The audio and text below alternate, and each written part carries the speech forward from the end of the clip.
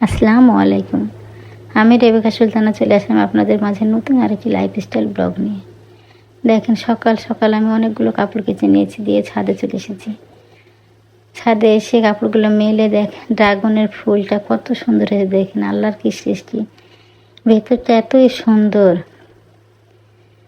তারপরে ড্রাগনের ফুলটা দেখে তারপর আমি দেখি তো করলা একটা ঝুলছে, একদিকে গাছ মরে গেছে, দেখে করলা একটা হয়েছে, সেটাও তুলে নিয়েছি। এতে রান্নাঘরে চলে এসে ভাতটা চাপিয়ে দিলাম। নিচে নেমে এসে ভাত চাপিয়ে দিয়ে যত র্যাকে থাল বাসন ছিল সবগুলো আমি আগে জায়গা মতন রাখলাম। আমি রান্নাঘরে আগে র্যাকের থাল বাসনগুলো জায়গা মতন না রাখলে রান্না বান্না করতে একদম ভালো লাগে না। পরিষ্কার করে রান্নাঘরটা মুছে তারপরে শান্তি। ভাতটা চাপিয়ে দিয়েছি। এখানে একটা বাটি বের করেছিলাম, বাটিটা তুলে নিচ্ছি শোকেশে। তুলে তারপরে যত ছোট ছোট প্লেটগুলো ছিল সবগুলো আবার জায়গা মতন রেখে দিচ্ছি। বক্সগুলো বের হয়েছিল প্রয়োজনে, সেগুলো আমি রেখে দিচ্ছি। সবগুলো পরিষ্কার করে তারপরে তরকারি কাটতে বসবো। এদিকে আপনাদের ভাইয়া গেছে বাজারে মাছ মাংস আনতে, সবজি কিনবে, সবজিও ছিল না, সব আনতে গেছে। মাছ মাংস তো নিয়ে চলে এসেছে আপনাদের ভাইয়া। এসে দেখেন ছাদে গেছিলাম, ছাদ থেকে 3টা পুঁইডাঁটা কচি ছিল নামিয়ে নিয়ে এসেছি। 3টা ভেঙে একটা করলা, কী করবো বলেন। পটলও কিনে নিয়ে এসছে, মাছ মাংসও নিয়ে এসছে।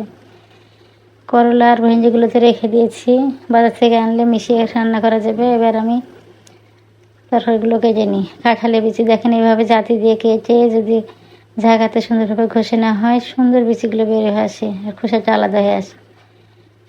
একদম কষ্ট হয় না কাঁঠালে বিচি কাটতে।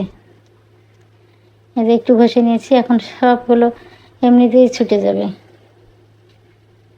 বসে দিয়ে কাটটার থেকে জাঁতি দিয়ে কাটলে বেশি সুবিধা হয়। এদিকে মাছগুলো সবগুলো নিয়ে এসে ছাদে নিয়ে গেছে আপনাদের ভাইয়া, নিয়ে যে কাটবে। তারপরে শরীর খারাপ করতে লেগেছে, বমি করছে আর খুব শরীর খারাপ। হাত মুখ ধুয়ে শুয়ে ঘুমিয়ে গেছে। আমি দেখে মাছ তো মাংস ওইভাবে ব্যাগে থাকলো, আমি রান্নাটা করে নিয়ে আগে চিড়া দিয়েছি খেতে, চিড়া খেয়ে ঘুমিয়ে গেছে।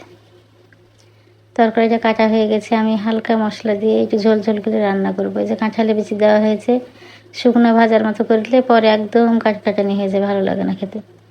আমি একটু গামাখা ঝোল রাখবো।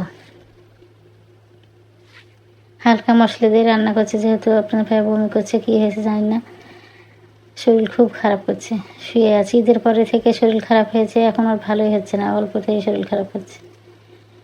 ঘুমিয়ে আছে, ঘুমিয়ে থাক, আমার রান্নাটা হয়ে যাক। এখন 8টা বাজে, 8টা এখনও বাজেনি, 1:45 মতো।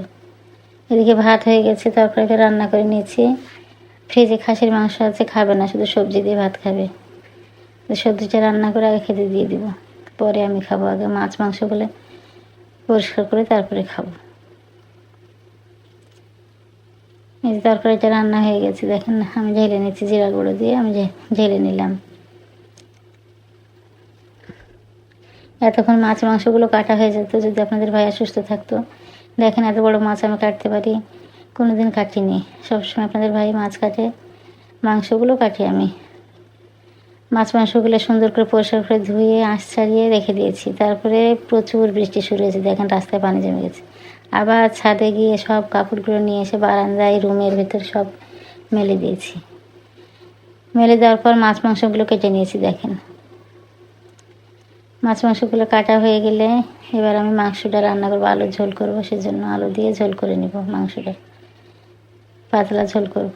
সিনকে তো অনেকগুলো কাপড় আছে, সিনকে অনেকগুলো থাল বাসন আছে, সেগুলো আমি সুন্দরভাবে মেজে নিব মাংসটা চাপিয়ে দিয়ে। আমার ভিডিওটা যদি আপনাদের এতটুকু ভালো লাগে তাহলে প্লিজ লাইক কমেন্ট সাবস্ক্রাইব করে দেবেন। আসসালামু আলাইকুম।